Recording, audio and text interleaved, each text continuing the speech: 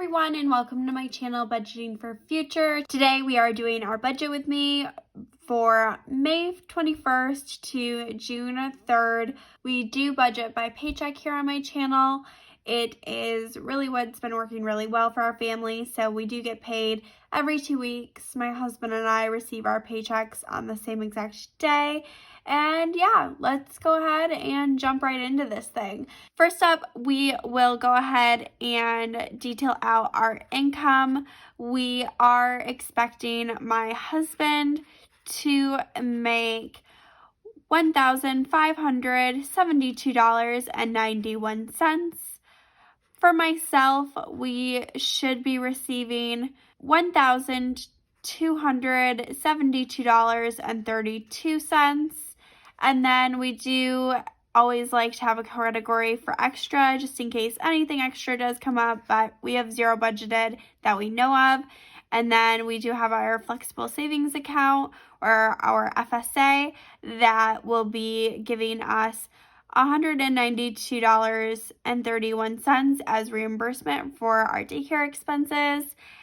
And next, we can just jump over into our actual budgeting off of this. So we will be receiving just a little over $3,000, and we like to divide our budget into 4 separate categories.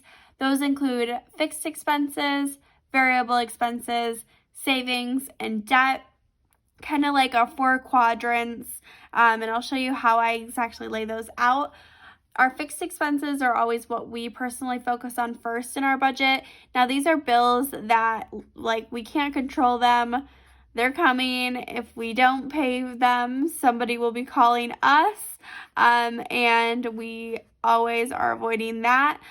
These things include things like our mortgage and our utilities, those sorts of actual physical bills that we do receive. The first one, our mortgage, we do split over each 2 weeks. So we will be putting away $729.58 away there.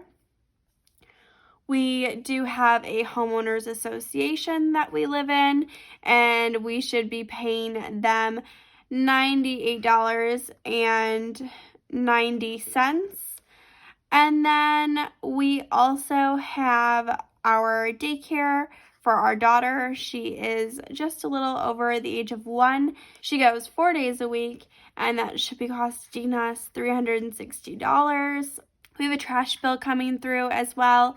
We did recently upgrade our trash to include removing of brush materials, so it's a little bit higher than normal. Normally it's closer to $47, but this time around it will be $53.96. So not a huge jump there, but definitely a little bit of one.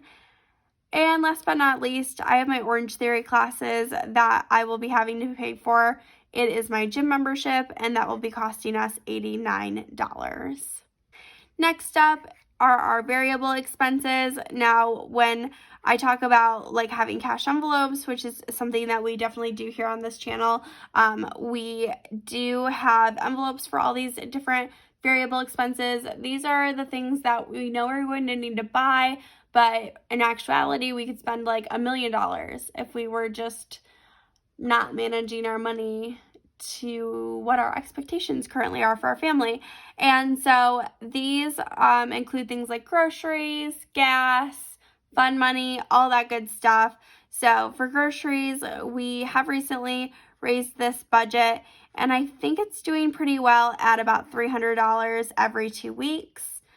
We also have a gas budget, and we'll be putting $40 there. That's been working pretty well for us. We average closer to about $35 at this point, but with gas prices having raised recently, it's about $3 a gallon in our area. So it's getting a little bit more expensive to fill our tanks, I'll be honest. So $40 was probably going to hit that right on the head. If gas prices go up, we might have to increase this category. So stay tuned for that.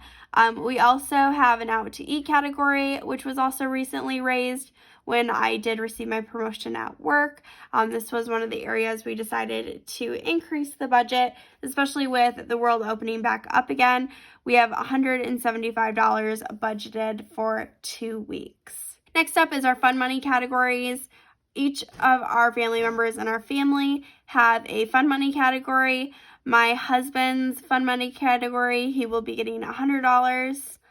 Myself, I'll also be getting $100.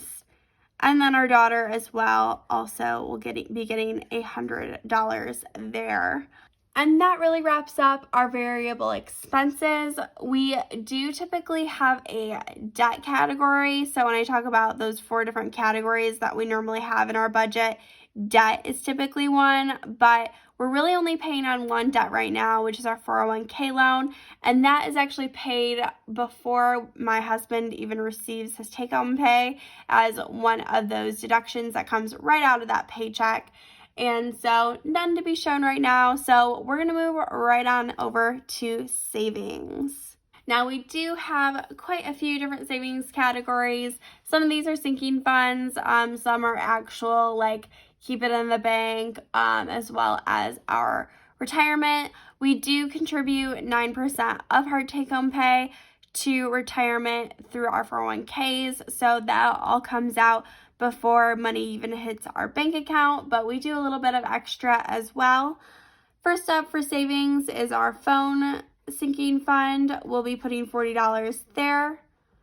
We also have a pets sinking fund to pay for our pet supplies, which is another $30 there. We're doing a savings challenge and we will be putting away $250 over the next 2 weeks there. We are trying to save up $5,000 by the end of the year for that. And then for our IRA, this is our retirement savings account that we have outside of our 401k. We are trying to make sure that 14% of our income is going towards retirement this year. And since 9% goes through our 401ks, we have to pay a little bit more to get us that next 5% up.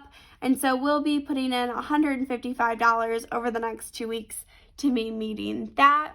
Next up is Christmas. We do have a little bit of a Christmas fund and we'll be putting $25 towards that. We also have a maintenance fund for our car and our home, and we'll be doing $25 for that as well. Vacation is definitely a big priority right now in our family. We've decided to up this up to $250 because we do have a vacation we're hoping to go on in August. No plans have yet to be made, but hopefully we will start working on those.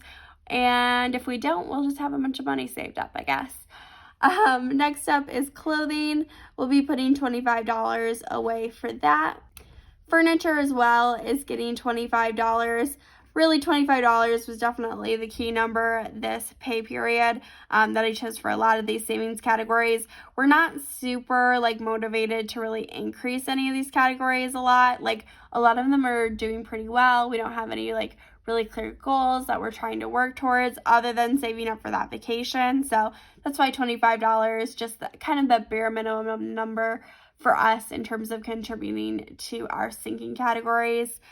And with all of this, to make it a zero-based budget, the leftover that we should have for a down payment for a new house will hopefully be $66.10. So that'll be really our goal number to make sure that if we do have any extra money coming in, hopefully we can save a little bit more towards our down payment, but $66 should serve us pretty well for the next 2 weeks. And yeah, I do hope that you enjoyed this video. If you did make it all the way to the end, I would consider giving this video a like if you did like it, and also think about subscribing. About 73% of the people who watch my channel are not yet subscribed, and if you're one of those people, why?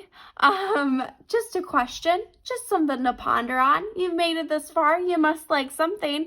So definitely do consider it. Or if you thought you were subscribed, check to make sure you are, because I've had family members who were subscribed to my channel get unsubscribed, and then I had to show them how to resubscribe. So I hope that didn't happen to you, but definitely give it a check out. And yeah, I hope you have a great rest of your day, and I hope your budget balances perfectly. Bye!